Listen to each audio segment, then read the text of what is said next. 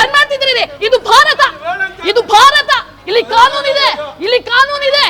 ಇದು ಭಾರತ, ಭಾರತ ದೇಶ. ಇದು ಕಾನೂನಿದೆ. ಕಾನೂನು ಇಲ್ಲದೆ ಮಾಡೋಂಗಿಲ್ಲ. ಅರ್ಥ ಮಾಡ್ಕೊಳ್ಳಿ. ಯಾವ್ದೋ ಬೇರೆ ದೇಶದವರಲ್ಲ.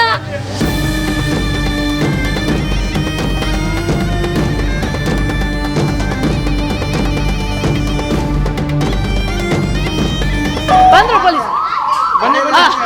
ಏನು ಬನ್ನಿ, ಏನು ಏನು ಬನ್ನಿ, ಏನು ಏನು ಏನು ಬನ್ನಿ ಸರ್. ಬಂದ ಬರ್ಲಿ. ಹೌದು, ಆಫೀಸರ್ ಬನ್ನಿ ಬನ್ನಿ. ಆಯ್ತು. ಏನು ಅವ್ರಿಗೆ ಹೇಳಿದ್ದು ಫುಡ್ ಆಫೀಸರ್ ರೀ, ಫುಡ್ ಆಫೀಸರ್.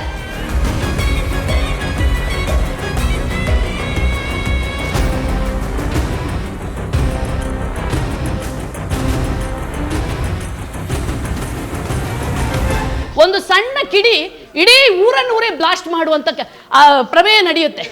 ಆದ್ರೆ ಇವ್ರು ನಡೆಯುವಂತ ಮಾಡುವಂತ ಅಕ್ರಮನ ಯಾರು ಪ್ರಶ್ನಿಸಬಾರ್ದಂತೆ.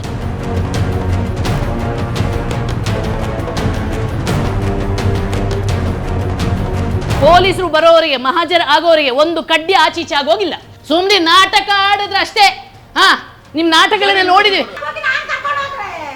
ನಿಮ್ಮ ಮಗು ಏನ್ ಮಾಡ್ತಿದೆ ಅಂದ್ರೆ ನನ್ನ ಹತ್ರ ಪ್ರೂಫ್ ಇದೆ, ನನ್ನ ಹತ್ರ ಪ್ರೂಫ್ ಇದೆ. ಆಯ್ತಾ? ಅಲ್ಲಿ ಫಿಲ್ಮ್ ಮಾಡ್ತಿದ್ದಕ್ಕೆ ನಮ್ಮ ಹತ್ರನೇ ಪ್ರೂಫ್ ಇದೆ. ನೀವು ನಾಟಕ ಆಡಬೇಡಿ. ಫಿಲ್ ಯಾರು ಮಾಡಿದ್ದು? ಆಟೋಗೆ ಫಿಲ್ ಮಾಡಿದ್ಯಾರು? ಇಷ್ಟು ವಯಸ್ಸಾದ್ಮೇಲೆ ಸುಳ್ಳು ಹೇಳಕ್ ಹೋಗ್ಬೇಡಿ. ಅದು ರಂಜಾನಲ್ಲಿ ಇರ್ತೀರಾ. ಸುಳ್ಳು ಹೇಳಕ್ ಹೋಗ್ಬೇಡಿ.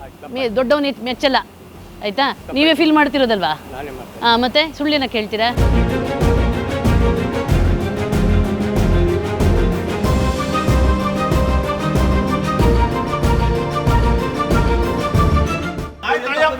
ಏನು ಇವ್ರು ಮಾಡೋ ಅಕ್ರಮನೆಲ್ಲ ಒಪ್ಕೊಳ್ಬೇಕಾಗುತ್ತೆ.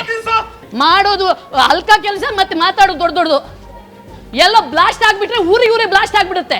ಬ್ಲಾಸ್ಟ್ ಆದರೆ 7 ಫೀಟ್ ಒಳಗಡೆ ಆಗುತ್ತದು. ಸೊ ಇಲ್ಲಾದ್ರೆ ಇಲ್ಲಿ ಹತ್ರನೇ ಇರ್ತಾರೆ, ಎಷ್ಟೋ ಪ್ರಾಣಗಳು ಹೋಗ್ತವೆ. This is dangerous.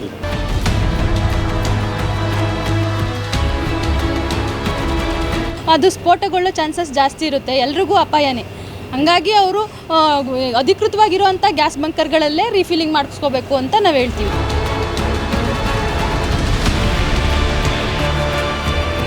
ಒಬ್ಬ ಲೇಡಿ ಆಫೀಸರ್ ಮೇಲೂ ಇದು ಮಾಡಕ್ ಬರ್ತಾರೆ.